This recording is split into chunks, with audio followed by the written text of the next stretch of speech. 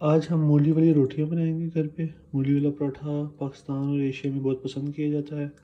आज हम उसको बताएंगे आपको तरीका क्या है बनाने का। ये हमने मूलियां ली हैं और पील लिया। अब हम इसको छील लेंगे। ये हमने इसको छील लिया ऊपर से, और अब हम इसको कद्दूकस करेंगे मूलियों को। ये इस तरह से हम इसको कद्दूकस कर रहे हैं। इस तरह हमें सारा कर लेना है इसको। जितना अच्छा होगा उतना अच्छा मिक्स होगा, उतने अच्छे इसके पराठे बनेंगे। अभी आलू वाले पराठे बनाएंगे। अभी हमने सारी मूलियाँ जो है इनको कद्दूकस कर लिया। इसमें अभी मसाले मिक्स करेंगे।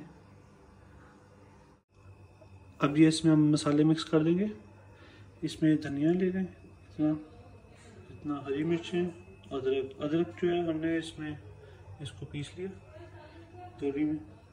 इतनी आप क्वांटिटी ले लें। और इसके अलावा आप लेंगे नमक है, सूख मिर्च है, दूसरी मिर्च है बीच में, साथ जो है सूखा धनिया ले लें आप चीज़ें जो करी में, और फिर उसमें मिक्स कर लें। इसको भी हमने इसमें मिक्स कर दिया और इसको गर्म कर दें, खुश्क कर दें। ये खुश्क हो जाएगा फिर इसको हम पराठों में डालेंगे। ये भी हमने इसमें डाल के मज़ीद खुश्क कर दिया। इसको खुश्क करना ज़रूरी है क्योंकि अगर खुश्क ना हो, गीला हो, तो पराठे में जाके ये पानी छोड़ देते हैं, जिसकी वजह से पराठे सारे खुल जाते हैं। इसलिए हमने इसको इसमें डाल के मज़ीद खुश्क कर लिया। अभी ये काफ़ी हद तक खुश्क हो चुका है। इसको भी थोड़ी देर के लिए हम रख देते हैं कि ये नॉर्मल हो जाए, इसकी हीट ख़त्म हो जाए, फिर हम दोबारा इस पर आएंगे। ये बहुत अच्छे होते हैं अगर आप स्पेशली इन लॉकडाउन में, क्वारंटाइन डेज में आप घर पे बनाएं। अभी हम इसको रख देते हैं थोड़ी देर के लिए ताकि जो ये थोड़ा ठंडा हो जाए, फिर हम इस पर पराठे बनाते हैं।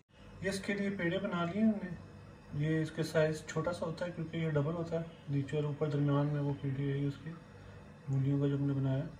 ये हमने इसमें फिलिंग कर रहे हैं। अब इसके ऊपर दोबारा दूसरा भी डाल देंगे। ये अब हमने इसके ऊपर दूसरा पेड़ा डाल दिया,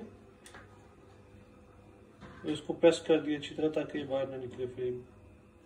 ये अब हमने इसको रोटी को तवे पे डाल दिया और इसमें थोड़ा सा मक्खन तवे पे डाल दिया था। आप देसी घी भी यूज़ कर सकते हैं, मक्खन से टेस्ट बेहतर हो जाता है, वरना आप नॉर्मल ऑयल भी यूज़ कर सकते हैं।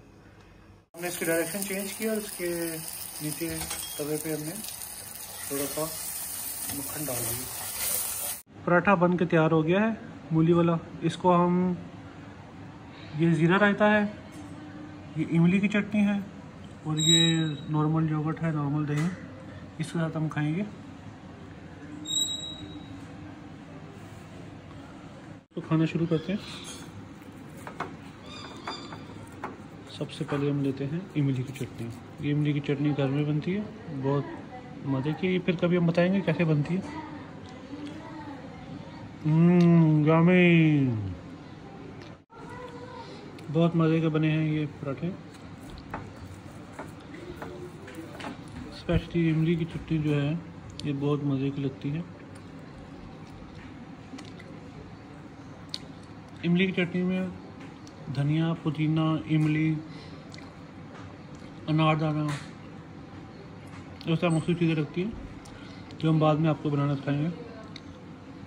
आप ये घर में बनाएं और इन्जॉय करें अपने फ्रेंड एंड फैमिली के साथ। थैंक यू, अल्लाह हाफिज़। ये आपको अंदर से हम व्यू दिखा रहे हैं पराठे का, जो सब हमने बनाया था उसके अंदर डाला था। सारी फिलिंग जो है नज़र आ रही होगी आपको, और बहुत ही टेस्टी है। और ये इसकी चटनियाँ हैं।